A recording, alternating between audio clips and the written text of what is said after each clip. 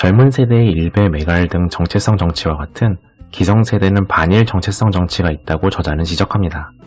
저자는 그 이유를 물질주의의 만연으로 짚습니다. 저자는 근거가 약한 통념들을 뒤집는다며 믿는 대로 붙는 종족주의 신앙을 깰 것을 당부합니다.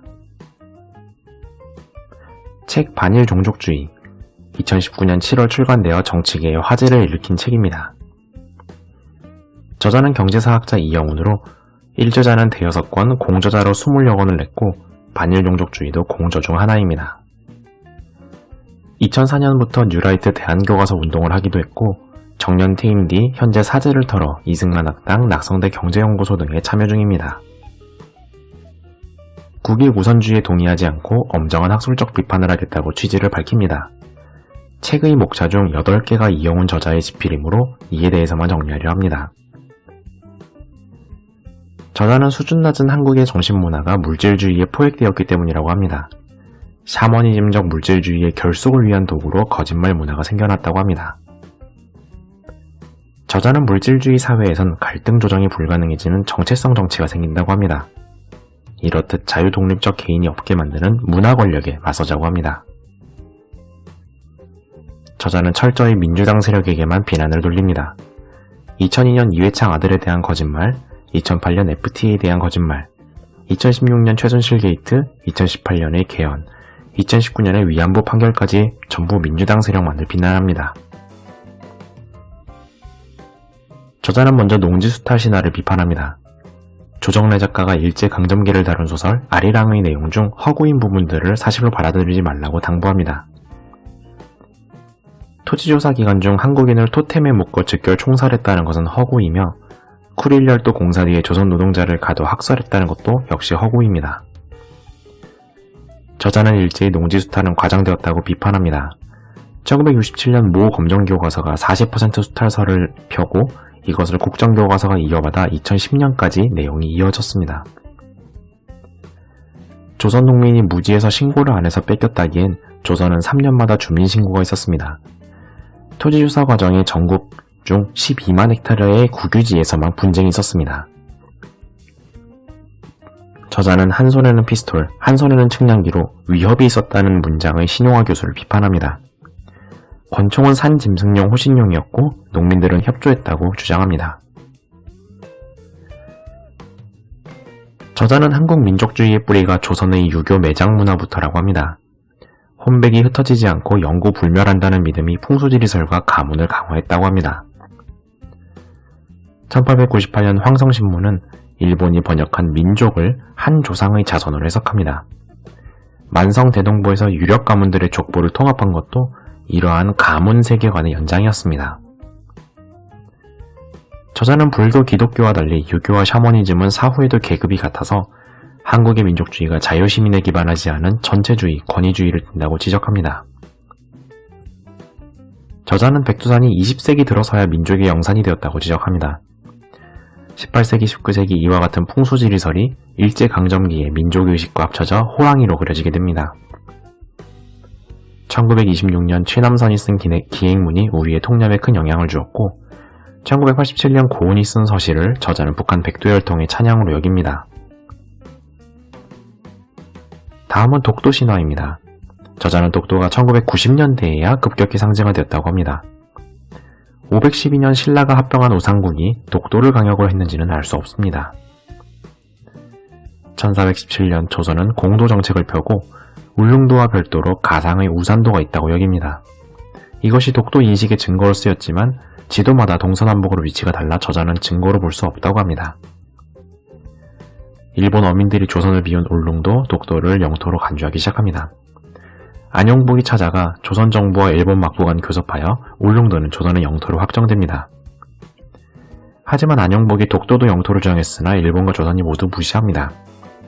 자세한 탐사를 통해 우산도는 가상임을 알고 지도에서 사라지게 됩니다. 1881년 일본의 울릉도 지침입에 고종이 공도정책을 폐지합니다. 울릉도, 죽도, 석도를 관할로 한다 했는데 저자는 석도를 독도가 아닌 관음도로 봅니다. 1900년 저자는 대한제국이 울릉본 획정에 독도가 빠졌다고 합니다. 1904년 일본이 자국 영토로 편입했고 1906년 울릉군의 보고에도 한국 정부의 반응은 없었습니다. 1951년 미국 국무부는 한국이 이전에 독도의 권리를 주장하지 않았다고 했지만 이승만 대통령은 평화선을 발표하고 영토로 편입합니다. 다음은 위안부 문제입니다. 저자는 위안부의 이전과 이후에도 성매매의 맥락을 알아보자고 합니다. 먼저 기생제도입니다. 군대의 위안부로 시작해 어머니의 신분을 딸이 잇도록 하는 법이 조선 세종대에 만들어집니다.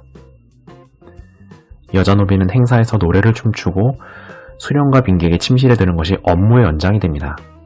18세기 노비제가 쇠퇴하면서 쇠퇴했지만 주요 가명과 병영에 여전히 수십 명씩 잔존하게 됩니다. 일본은 인신매매 매춘이 서방의 비난을 받아 1870년대 서방식 공창제를 도입합니다. 일제강점기에 조선총독부도 창녀 등록제, 성병검진제, 영업구역제를 도입합니다. 근대국가의 호조제는 남성 가부장에게 딸의 창녀 취업 승낙 권력을 쥐어줍니다. 아비로부터 팔린 여성도 유각으로 가고 아비로부터 도망친 신여성도 유각으로 가는 시대였습니다.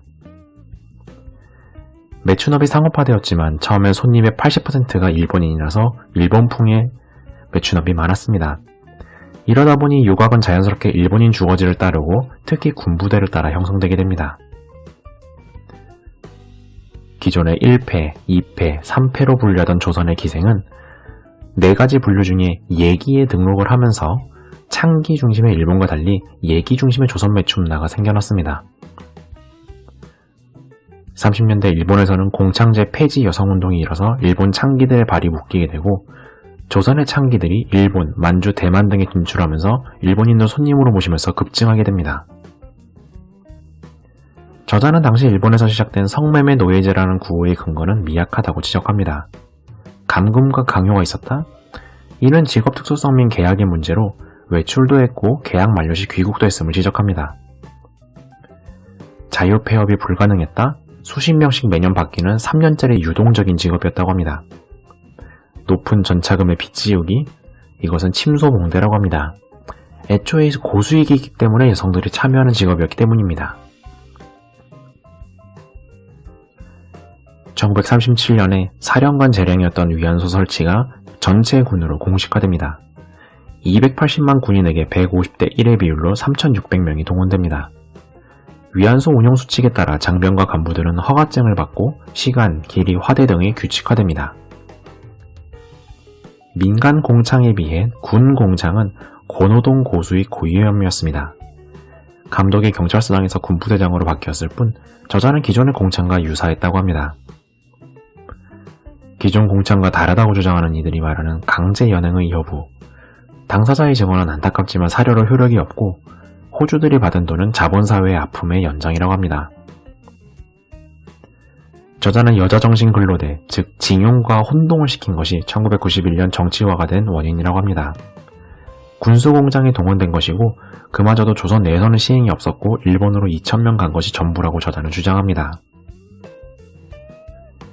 육종의 거민정교과서, 정신대와 위안부를 통일시 20만 명설 등이 있었습니다.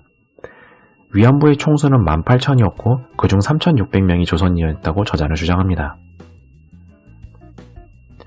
1942년 동남아로 전선이 확대되자 조선 총독부와 군사령부는 800명을 송출합니다.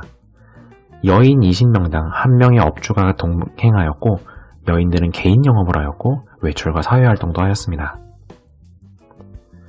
후일의 미군 위안부처럼 애인을 두어서 성교 횟수가 줄게 되고 받은 돈으로 가업을 일으킨 경우도 있었고 창녀로 비하하는 병사는 칼로 찔러 죽이기도 하며 능동적인 모습을 보이기도 합니다. 광복과 함께 공창이 사창으로 바뀌면서 창녀는 더욱 폭증합니다. 성병은 비율로도 4배, 유산의 비율도 2배가 됩니다. 저자는 국군과 미군에겐 책임을 묻지 않고 일본군에게만 묻는 것은 종족주의라고 지적합니다. 민간에서 4만 명에서 6만 명이 위안부라는 일본이 만든 명칭을 계속 사용합니다. 당시 생활고와 채무에 빠진 여성들이 높은 임금을 얻고자 평균 2년을 몸담습니다. 한국군에서도 수천 명의 위안부로 운영되었고 20만 장병이 티켓을 보급받습니다. 저자는 이를 여성 착취로 보지 않고 시대의 모순적이고 복잡한 슬픔으로 봅니다. 군부와 신군부는 미군 위안부를 협회로 강제 등록시켜서 현황을 파악합니다. 평균 27세에 고학력으로 미군과 결혼하여 미국으로 가기 위해 평균 3년을 몸담습니다. 성교가 적었던 이유는 오늘날의 스폰서나 애인처럼 상대가 고정되어서입니다.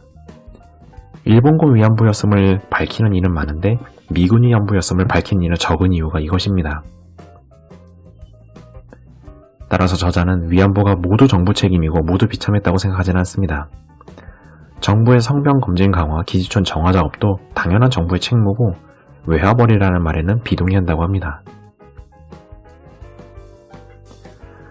저자는 1991년 시작된 정대협의 할머니들 고백 강요도 폭력적이라고 지적합니다. 3년의 역사를 위해 45년간의 삶의 친구들, 친지들과 끊어지게 만들기 때문입니다. 직업적 사회운동가들의 공명심을 위해 한 여인의 치열한 인생이 지워지고 성령화되는 것을 저자는 슬퍼합니다.